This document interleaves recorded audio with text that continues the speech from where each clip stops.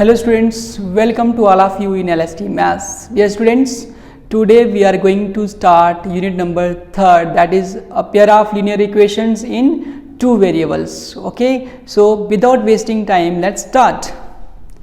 Dear students, this is your unit number 3rd, that is pair of linear equations in two variables. ठीक है, तो start करते हैं. सबसे पहले ऐसी कोई भी इक्वेशन जो कौन सी फॉर्म में होगी, ax a1x plus b1y plus c1 equals to 0, a2x plus b2y plus c2 equals to 0.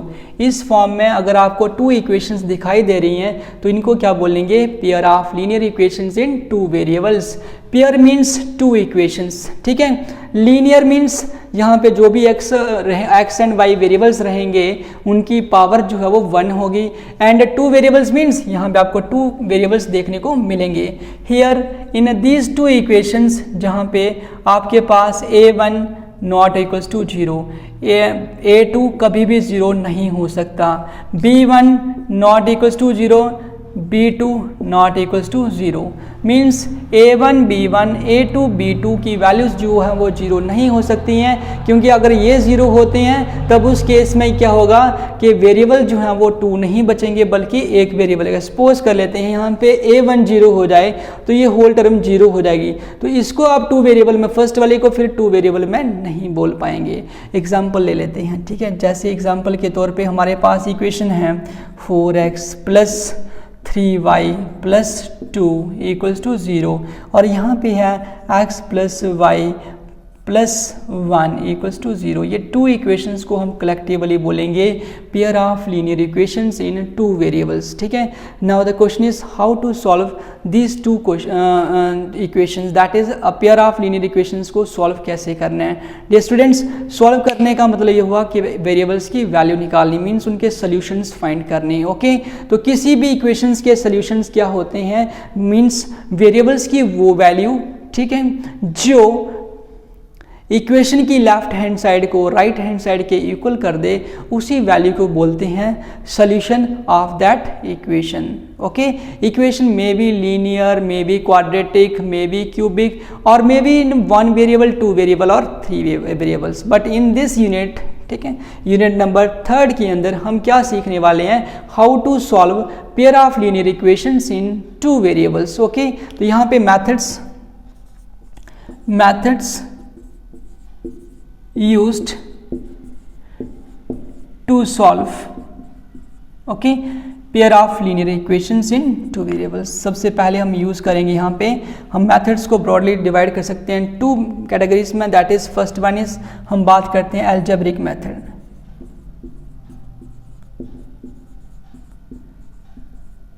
And second number पे जो मेथड है वो है ग्राफिक मेथड.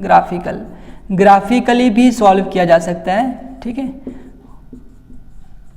और अगर हम बात करें अलजेब्रिक मेथड की तो यहाँ पे आपको देखने को मिलेंगे 3 methods. Okay, in different exercises. First one is substitution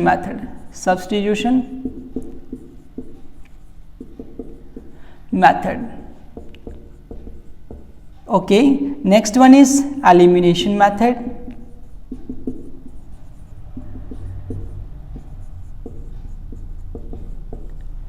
third one is cross multiplication method. Cross multiplication